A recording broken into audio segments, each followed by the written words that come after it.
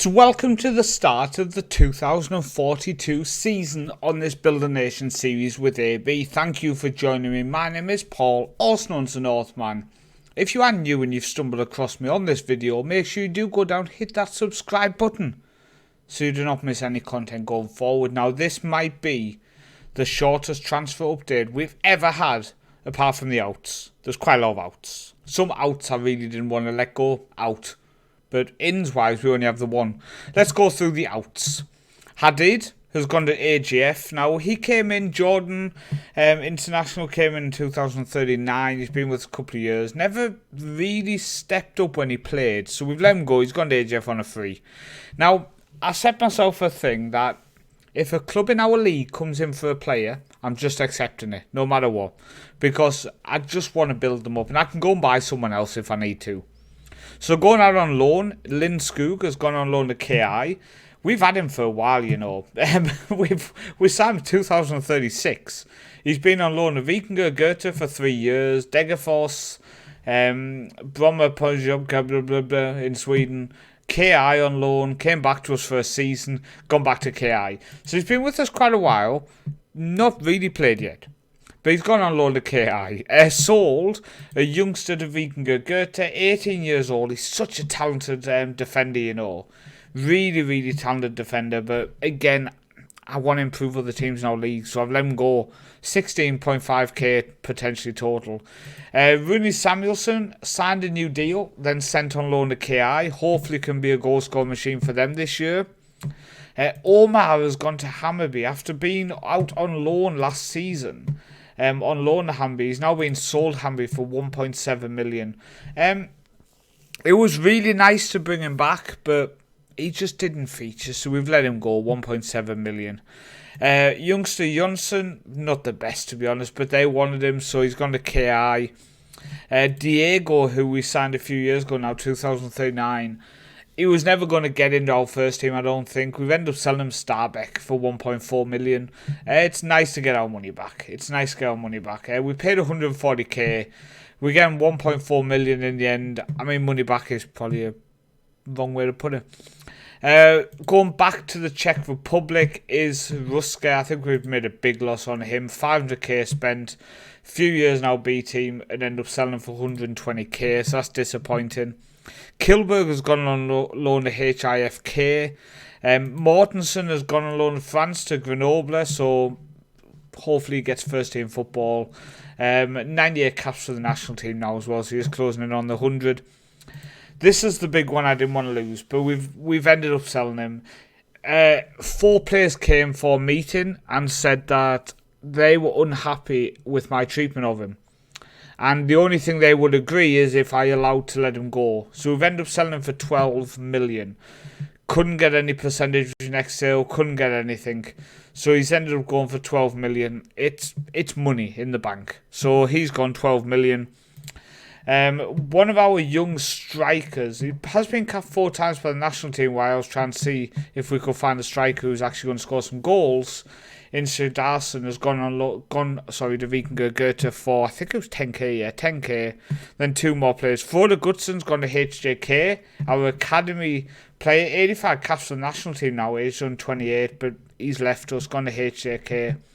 And also to another club within our league is Jacobson has gone to B36. So again, just trying so hard to help teams out in our league.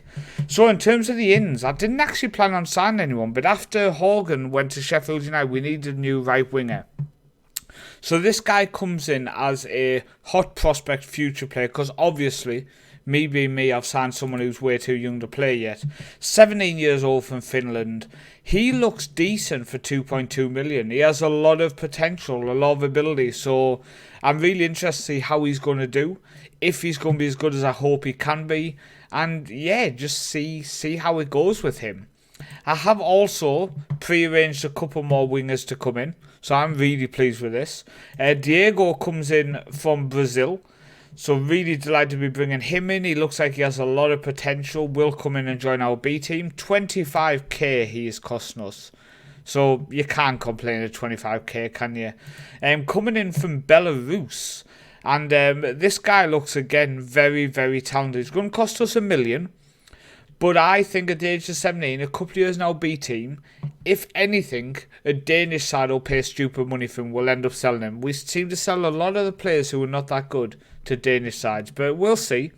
And coming in for 3 million, one of the few players who comes in on an important player contract, 19 years old from South Korea, Park Sing-seo. And oh my god, he looks good. His work rate, teamwork, determination, agility, balance and personality alone convinced me to bring him in. And honestly, I think he could be a top player. He's going to join us in the summer. So halfway through the season, just in time for the Champions League campaign to kick in. Now, we do have a couple of injuries going into the season, but looking at our squad for the opening day, we'll look at. So we have the youngster Perez, who was on loan at 07 Vester last season. He's going to be our starting keeper for the opening day because our young goalkeeper we got on loan from Copenhagen, who did come to our academy, is currently injured. Linnerud at right back, who has now played 90 league games for the club, been with us since 2037, so 5 years now, 26 years old, will be our starting right back this season again.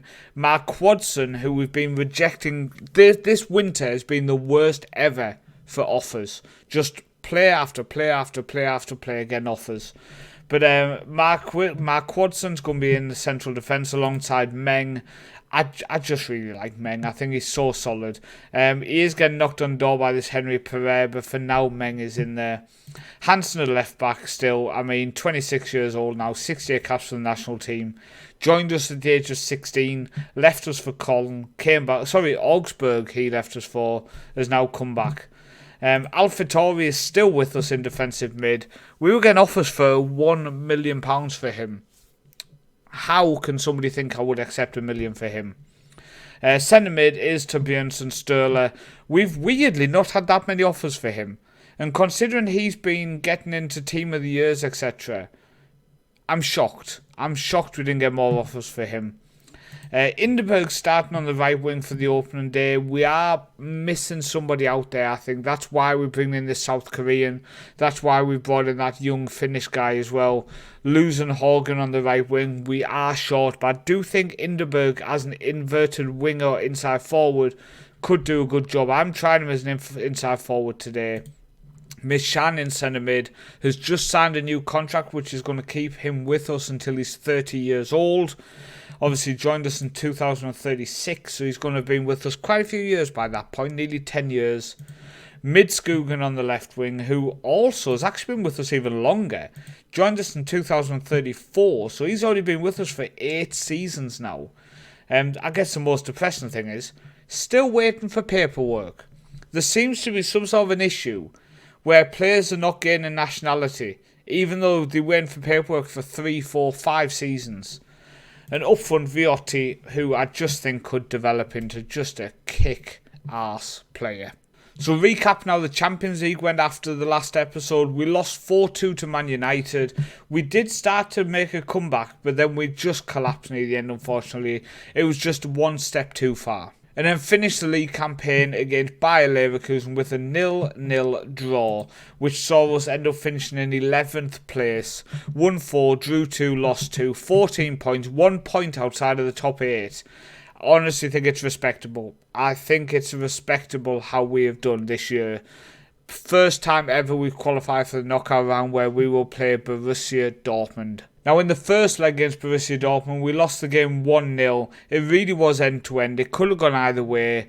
We were missing Viotti, and also we were missing Mishanny the end of the game due to injury. We were missing Hansen as well. We were missing our goalkeeper.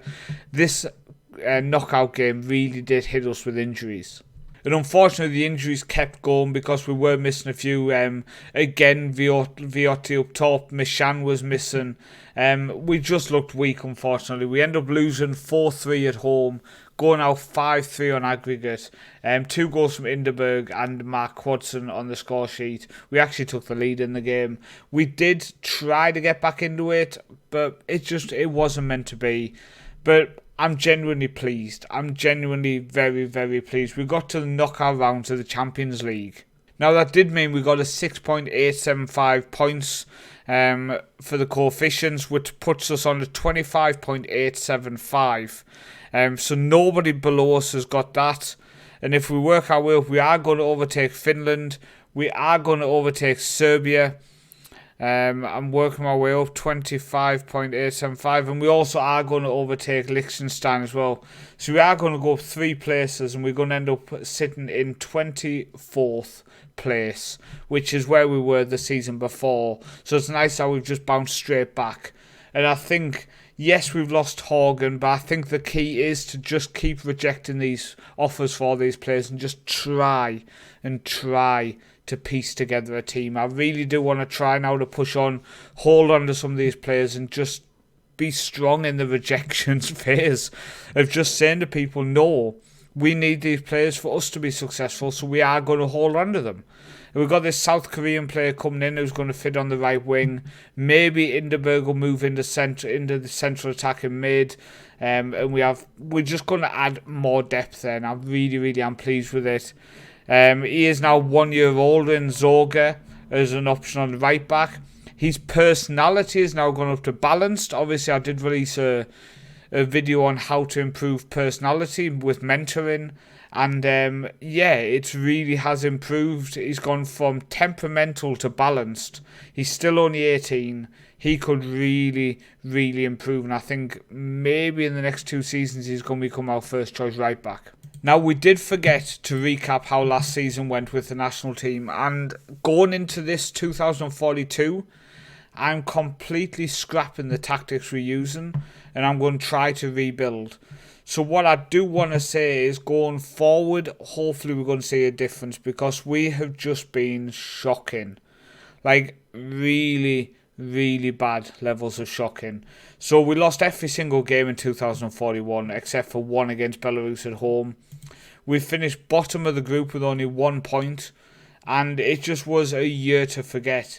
There was no real new players came through. Martin Johansson, age 17, now has played 12 times now for the national team. Came through obviously our academy the season before through the intake. But he's easily good enough, but he's just not scoring the goals, which is upsetting. 1 goal, but maybe he'll push on. I feel like I want to stick with him, but we really do need to come up with a tactic and a way of playing which is successful for this team because it really is a secondary part of this save at the minute, mentioning the national team. We're down to ranked 146th again, and we're just achieving nothing. And it's honestly been depressing managing them. So I'm going to try to dive deep into it and spend actually this evening after this video's done recording, working through the tactic, editing it. I'm going to remove all the players and call up a full fresh 23, depending on who has ability, etc. and just try to improve. I really do want to improve that, but it's just been a really disastrous failure at the minute. Diving a little bit deeper into our actual squad then. Players in the B team who we are keeping an eye on through this second season. I do want to quickly give a mention to where is he? Jakob Jonsson, who I honestly think could develop into a really good player. Perfectionist personality. I have given him a new contract till 2045. I think he looks so good that I'm excited to see if he could actually break into our first team. I actually think he could break into our first team. Now, talking about our youth teams, reserve teams, etc., I do want to mention that Martin Jonsson, even though he's in and around our first team, I have made him eligible to play for the under-18s now. Last season, he played 14 times for the under-18s, scoring 12 goals. To be honest, it's more about getting him the game time and getting him the confidence that he needs to actually start scoring for me and for the national team. Because he does have a lot of pressure on him to be our best player, but he's not really hit them heights in the first season. Now, he's only 17. So don't get me wrong, I'm putting a lot of pressure on someone who's still so young. But hopefully you understand that I just see what he could be and what I want him to be. So going into this 2042 season, we have 71 million in the bank now. We do have an insane amount of money in the bank. I am looking at maybe in the summer bringing in 1 or 2 big names. Now, when I say big names, I still want them to be under the age of 21, 22. but I want them to be big players who can maybe be the difference between Champions League qualifying in top 15 and qualifying in the top 8. Now the issue we have is I'm going to have to decide which player gets dropped. And when I have a team of players who I'm fallen in love with in terms of how much I adore all of these players, it's always going to be a challenge. The likes of Midskogen is our lowest player, star rating wise. In terms of star rating, he's our lowest player. But when you look at his performances, he's just getting better and better and better. So do I really want to let him go? No. Do I really want to drop him from the team? No. But maybe we need to look at what's best for the team. Mishan, he's just had his best goal scoring season yet, scoring 15 in the league. I think it was 22 in all competitions. In the last 2 seasons, he's scored 7.78 and 7.77 average in the league. I mean, that's just insane. So, it's a tough call between improving the team and just keeping them together and letting them grow that 1 year older, 1 year older, 1 year older. So we're going to see how this goes. We're going to see how it progresses, and we're going to see what we can achieve. But that is it for the video. I want to thank you so much for watching. I am going to look at the possibility of recording a mid-season review. So we go now, mid-season, end of season. I'm going to look into it and see if it's something I can piece together and see if it's something which I think would work quite well. And we'll see how we go from there. Supporters wise, going into the season, we have 713k followers now on social media. We have 1,766, 500 awaiting. We have the space. Just give more people season tickets. 7% hardcore, 26% core, 27% family, 13% fair weather. We still have no corporate. We really need to improve that. Come on. Get it fixed, please. Please get it fixed. Please get it fixed. But I've been Paul, also known as the Northman, and I'll see you next time.